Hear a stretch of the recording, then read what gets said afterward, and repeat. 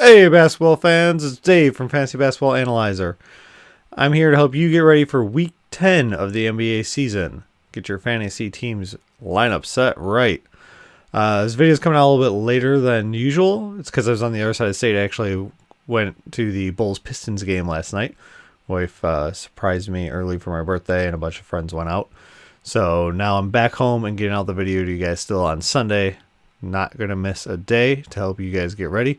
So, video's late, let's jump right into it. So, for this slate, the week includes Christmas and makes the schedule a little screwy. We've got 8 teams with 4 games: Denver, Golden State, Houston, Memphis, New Orleans, Philly, Sacramento, Toronto. And 4 teams with only 2 games: Brooklyn, Charlotte, Chicago, and the Clippers. So, you probably want to play your stars from the Clippers.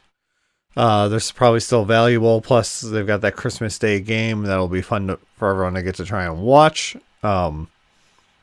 And so it's just a little more fun to have it in your team. Not the best strategic value. They're still at 2 games, but I'm guessing at 2 games, you probably don't have better options than, say, Kawhi and Paul George. So I think you play those guys. But Charlotte, Chicago, Brooklyn, I'd say sit them all down, and it is what it is. You got to get better squads out there. So hopefully you can find someone else. You know, if you're down a point guard or something because you've been playing Thomas Satoransky, maybe you can go out and get, like, George Hill. He's on the waiver wire at 25% ownership, I think, and he's playing now with Eric Bledsoe. He's going to be out the rest of the month, I believe. So if you need a point guard, Milwaukee only has 3 games, but you can pick him up and play him over, say, Sato or Chris Dunn, if you've been playing him for his steals or something like that. Get another point in there, get an extra game, and then I'll help your overall stats. All right, if we're going to take a look at the strength schedule for the matchups. So same thing we always do. I take Hollinger's numbers for pace of play and defensive efficiency, meld them together again, average, and that's what I use to figure out how fast teams are going and how strong the defense is for when we might have opportunities to attack or decline. So I don't think there's going to be any real surprises on the best matchups. We got Washington with no defense, Atlanta with no defense, New Orleans with no defense, Memphis. It's just a bunch of young guys and they're still trying. And Minnesota, whose defense used to be at least respectable, but they also play fast. But the defense per these ratings are still pretty bad. It's in the top 10 weakest. Down at the bottom, good teams that you consider. We got Denver, Boston, Indiana, Lakers. Philly and Toronto are just outside of what I highlighted in red, but all of those really good defenses are down there. Notice Orlando is actually slipping out. I marked them again. Their defensive efficiencies switched to 105.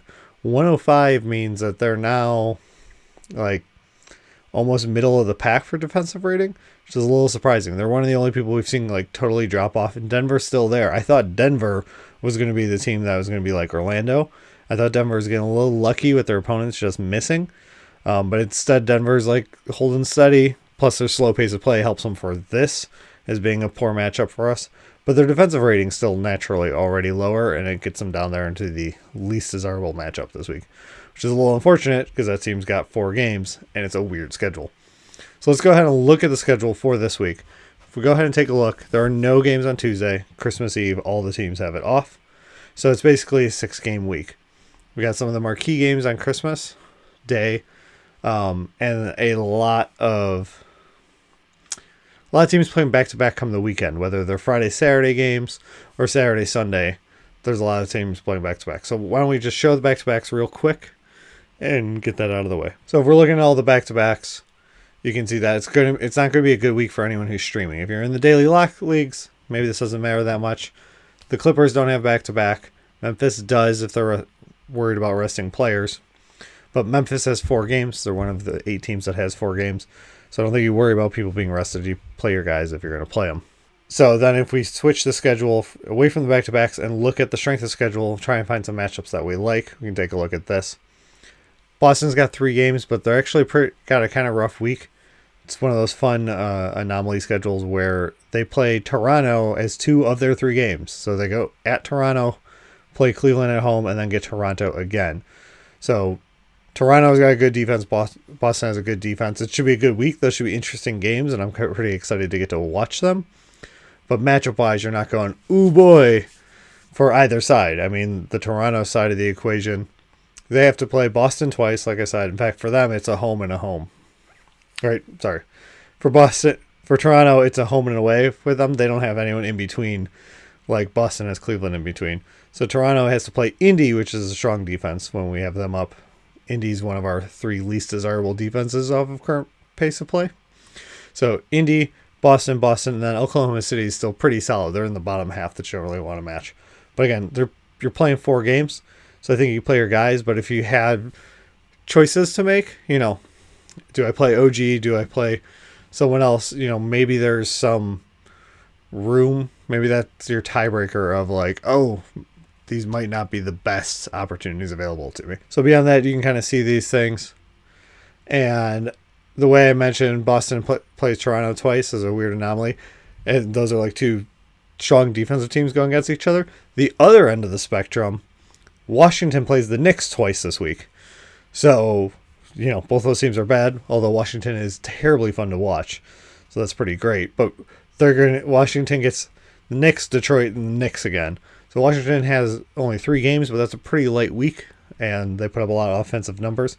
Hopefully Davis Bertans, who just missed a game because he got hurt, hopefully he gets back. They really need some bigs, and there's going to be a lot of opportunity for threes.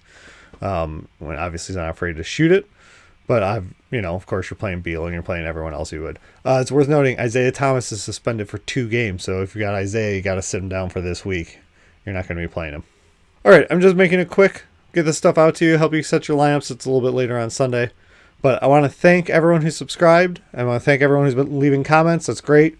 Helps the algorithm. The computers see the engagement level, and that helps promote the channel so that more people can find it. More people are finding it, and that's going to allow me to even put more time in and start doing more videos. So that's all great. But I really appreciate what we're doing here, and I like the feedback, and I want to wish you guys all a happy holiday, whether it's Christmas or otherwise. Enjoy the games this week, and I'll talk to you guys just before the new year. Thanks.